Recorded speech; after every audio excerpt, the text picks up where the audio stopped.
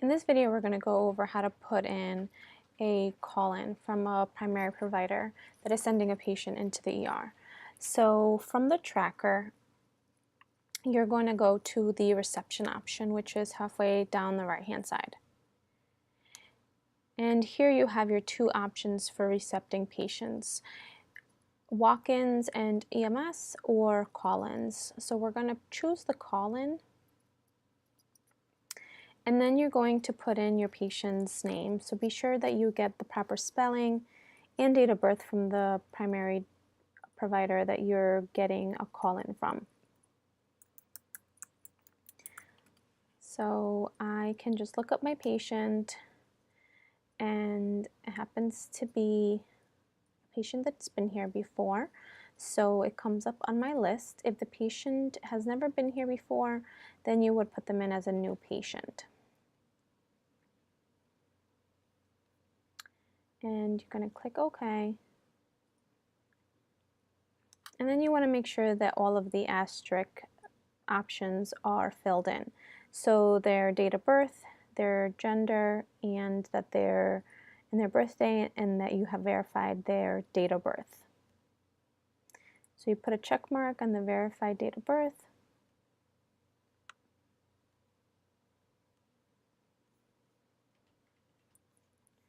And then you're going to save.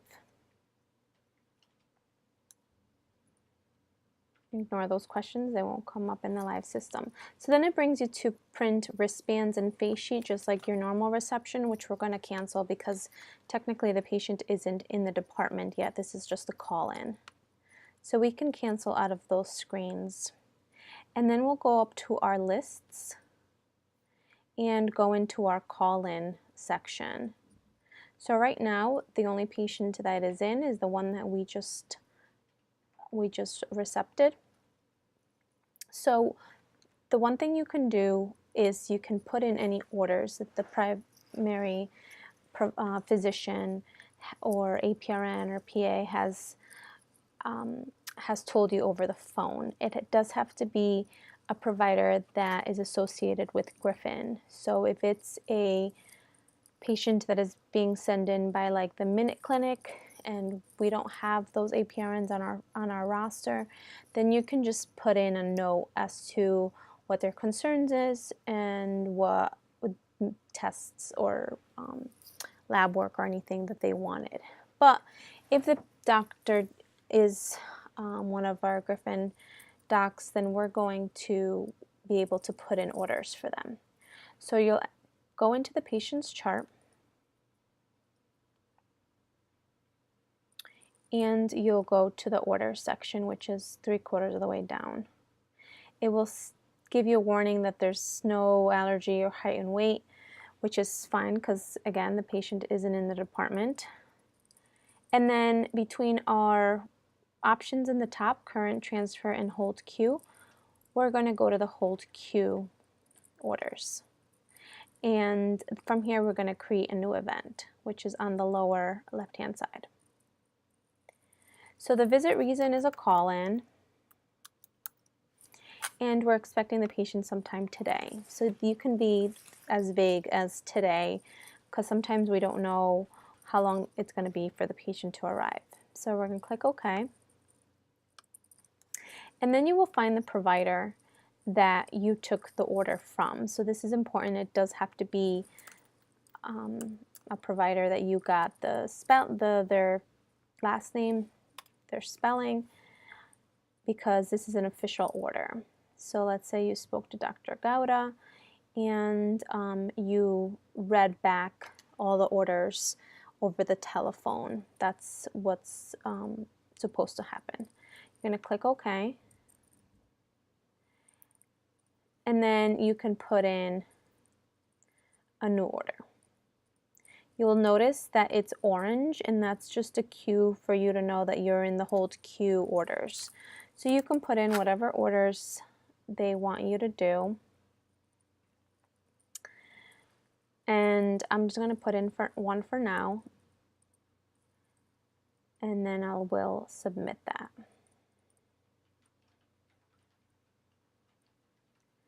So now the order has been placed, you put in the call-in, so then when the patient comes into the department, when either the MST or another nurse goes to recept this patient, they will see that the patient is in a call-in status. So for example, I'm the triage nurse, I put in this patient up front, and this patient ended up coming in by EMS. So I'm going to be in pod 3, and I'm going to recept my new patient. So when I look up this patient, I'm going to verify their name and their date of birth. And it's going to tell me that they have a current visit active. And I can see that there's a call-in that was put in on the 24th. So this is today. So what I'm going to do is I'm going to cancel out of this process.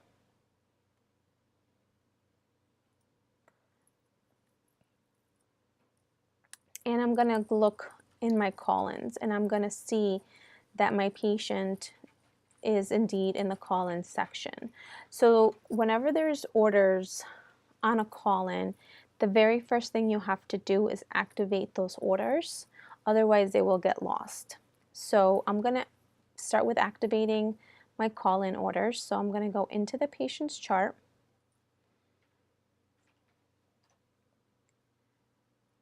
And I'm going to go into the order section, and I'm in the hold queue, so I'm going to check my orders, and I'm going to activate, which is on the icon that you see on the bottom.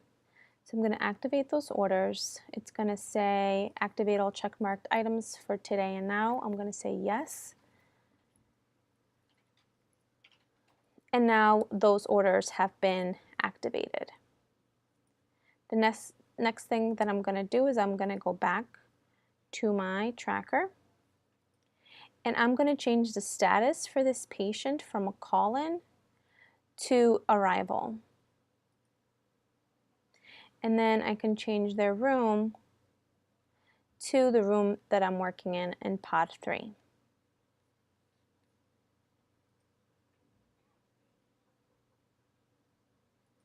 And now I can see that this patient has an order, so I can verify that the order was called in by Dr. Gowda.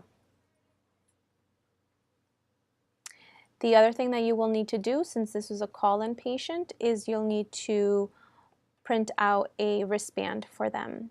So in order to do that, you'll go to the main menu, and you'll go to Registration Management Desktop. From here, you'll click on Single Mode, Forms and Cards, and you're going to put in your patient's name. It's going to verify that it's the patient that is here on the 24th. And I'm going to go ahead and print a wristband to the printer that is in my pod. And I'm going to click Print. And that's how you will get your wristband, and your registration will be completed.